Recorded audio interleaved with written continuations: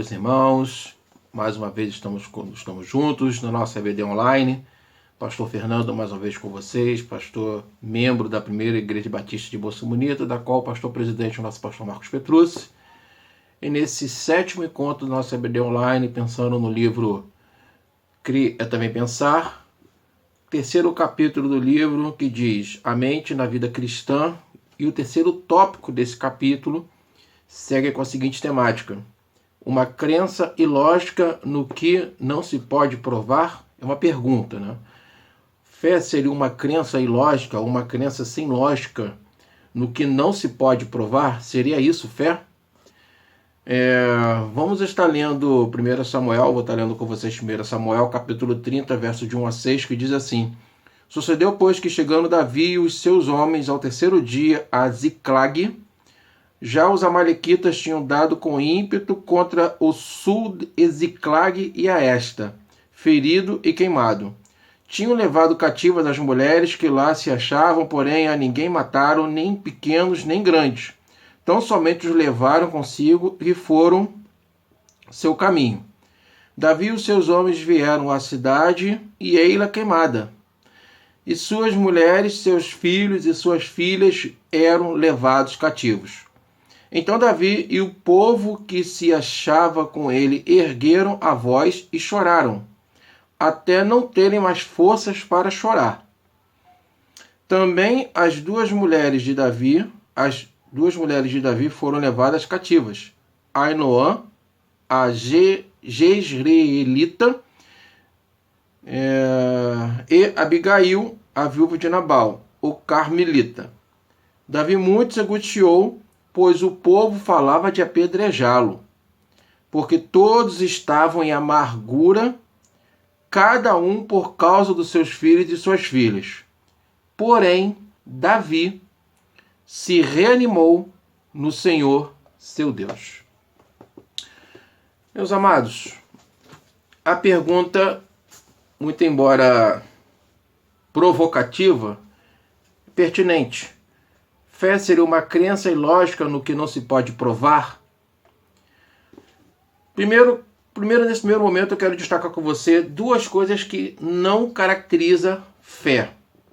Fé não é credulidade. Fé não é otimismo. Por que fé não é credulidade? Porque credulidade é a tendência a acreditar em tudo aquilo que se lê ou que se ouve de outra pessoa, de outrem. Credulidade caracteriza ingenuidade, simplicidade em excesso, completamente desprovido de qualquer crítica sem discernimento. Um ser crédulo é aquele ser que é completamente desprovido de qualquer crítica sem discernimento. Tudo isso caracteriza credulidade. Fé não é credulidade. Fé não é a tendência a acreditar em tudo que se ouve, em tudo que se vê. Fé não é ingenuidade. Fé não é simplicidade. Fé não é o que caracteriza uma pessoa que não tem condições de levantar um argumento crítico. Qualquer pessoa que tem condições de levantar um argumento crítico com discernimento, ela pode sim ser uma pessoa provida de fé. Fé e razão não são postas em oposição na palavra do Senhor. Em momento algum você vai vislumbrar isso na Bíblia, de fé e razão sendo opostas. Agora, fé e visão, sim, são dois elementos opostos. Isso você vai verificar em 2 Coríntios capítulo 5, versículo 7. Ok? Verifica na sua Bíblia aí. Fé verdadeira é essencialmente racional. Repare que eu estou falando essencialmente, porque se baseia no caráter e nas promessas de Deus. Ela se baseia na pessoa de Deus, no caráter da pessoa de Deus e nas promessas de Deus. Então, por se basear nesses elementos que são palpáveis, que são compreensíveis, a fé é essencialmente racional. Fé não é otimismo. É importante que eu não estou querendo dizer que você não tem que ser uma pessoa otimista, não é isso. Eu estou dizendo, o estudo está dizendo que fé não é otimismo. Qual é a diferença entre uma pessoa pessimista e uma pessoa otimista? O pessimista é aquele que vê dificuldades nas oportunidades. Já o otimista é aquele que vê oportunidades nas dificuldades. Então ele sobrepõe as dificuldades, né? E vê nas dificuldades uma oportunidade de crescimento, de amadurecimento. Mas apesar do otimismo, né, ser algo bom para cada um de nós, precisamos sim ser otimistas, fé não é otimismo. Porque também tem o otimismo excessivo. Fé, dentro desse contexto de não ser otimismo, fé não é pensamento positivo. Fé não é credibilidade na sua capacidade pessoal. Senão que Paulo registrou, inspirado pelo Espírito Santo de Deus, que a nossa capacidade vem de Deus, estaria por água abaixo. Fé não é você acreditar em si próprio, fé não é você acreditar em outra pessoa. Jeremias capítulo 17, versículo 5. Jeremias diz o seguinte: maldito o homem que confia no homem. Quando ele diz confia no homem, é confiar em si próprio. É a pessoa que tem fé em si própria. E segue dizendo: e faz da carne o seu braço e aparta o seu coração do Senhor. Então, fé não é acreditar em si próprio, porque quanto mais eu acreditar em mim próprio, mais eu vou me afastar de Deus, porque em tese não preciso de Deus. Os livros de autoajuda. O que os livros de autoajuda costumam dizer? Fé, crença, pensamento positivo, fé em Deus, fé em outras pessoas, fé em si próprio, fé na vida. Tudo isso é uma técnica para uma vida promissora. Isso é o que os livros de autoajuda dizem. Mas eles confundem os conceitos e acabam basicamente dizendo que é tudo a mesma coisa. Fé em mim próprio, fé na própria pessoa, fé em Deus. Ora, existe uma distinção muito grande entre a minha pessoa e a pessoa de Deus.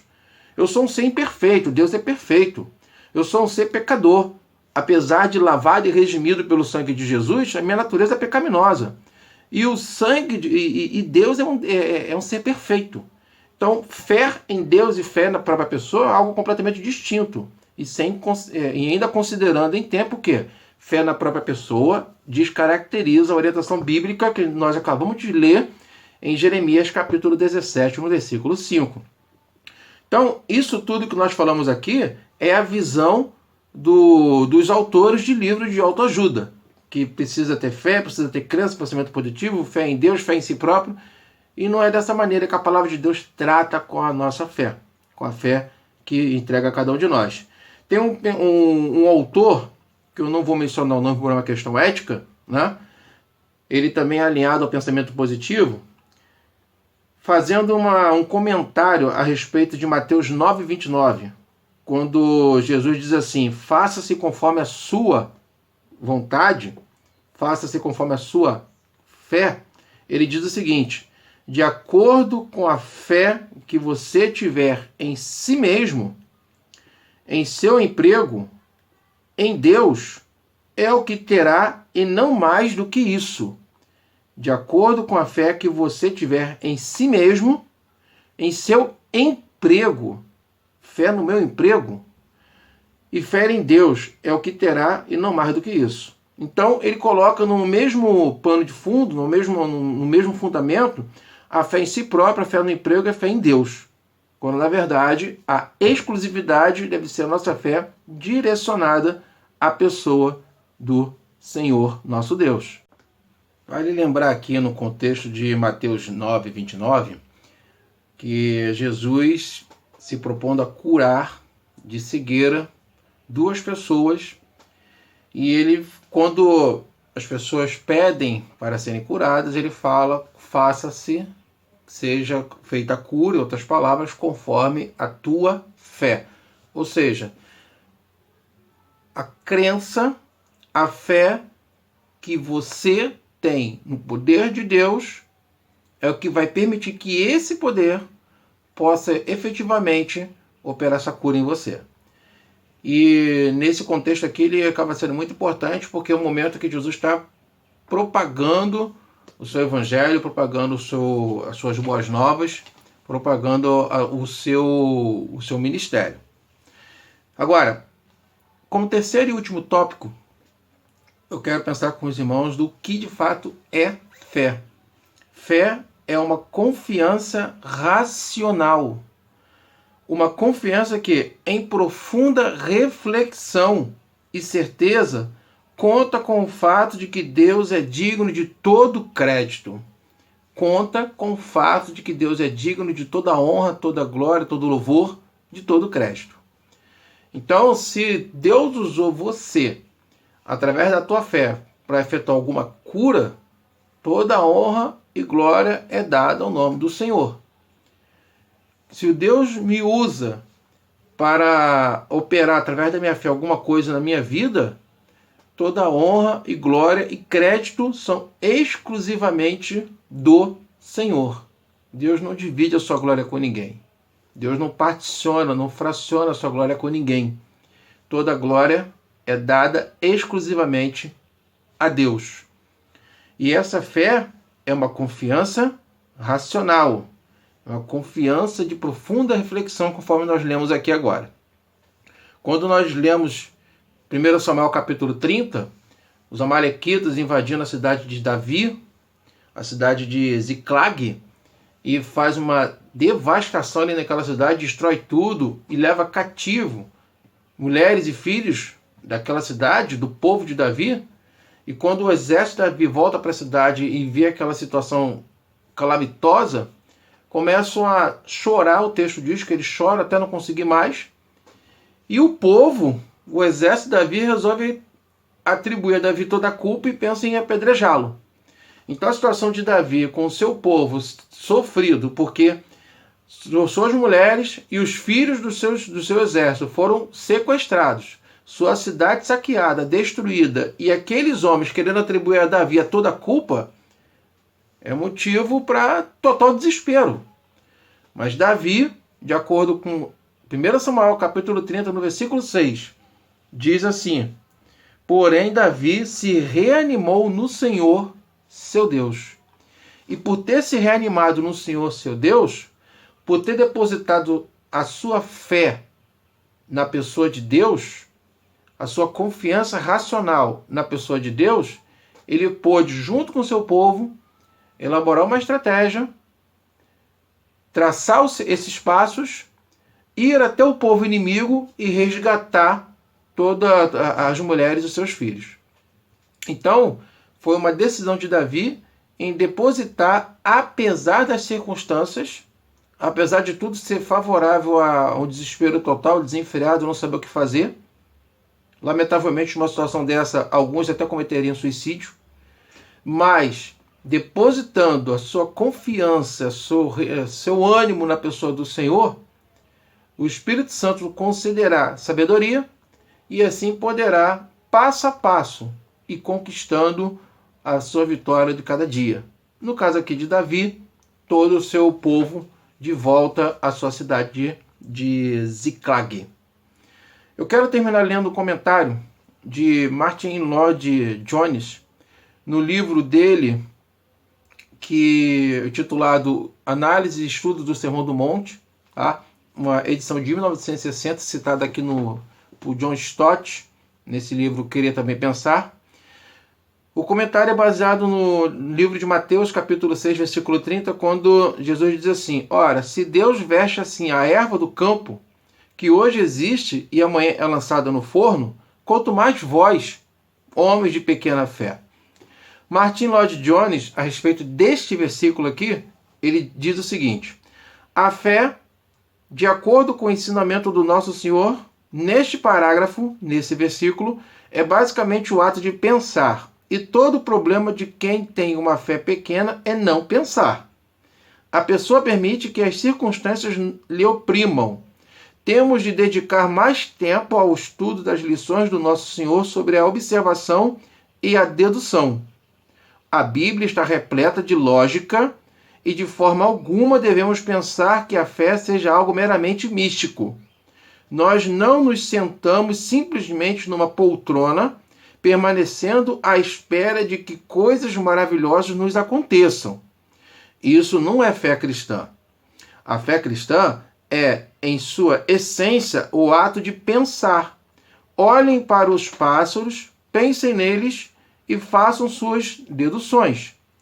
Vejam os campos, vejam os lírios silvestres, considerem essas coisas.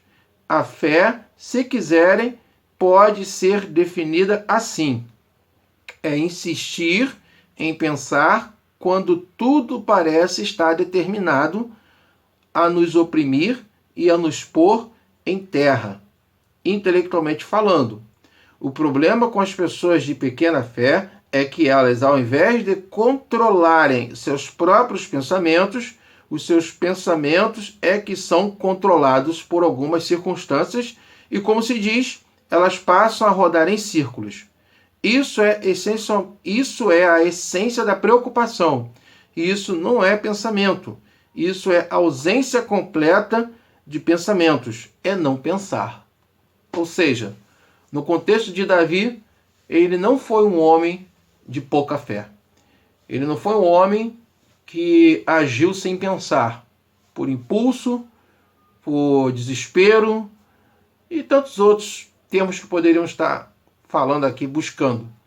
Mas ele agiu de maneira a se firmar no Senhor. Conforme o texto diz, Davi se reanimou no Senhor, seu Deus. Reestruturou a sua fé em Deus e confiou que de Deus viria a solução para que aquele cenário catastrófico voltasse à paz anterior que ele tinha na sua cidade. Meus amados, que essa possa ser a nossa fé. Uma fé na pessoa de Deus exclusiva, uma fé em que Deus nos aprova com essa fé, uma fé que não é inconsequente, uma fé que não é insensata, uma fé que não é crítica, que não exerce seu posicionamento crítico, mas uma fé coesa, uma fé consistente, uma fé racional, sabendo que a Deus e somente a Deus compete toda adoração, todo louvor, todo crédito. Porque se através da minha fé alguma coisa sobrenatural acontecer, louvado e engrandecido seja o nome do Senhor por isso. Que as nossas vidas possam ser um exemplo de fé, uma fé bíblica, uma fé consistente, uma fé no Deus que nos livrou do poder, do domínio, do pecado na pessoa de Jesus. Que Deus nos abençoe.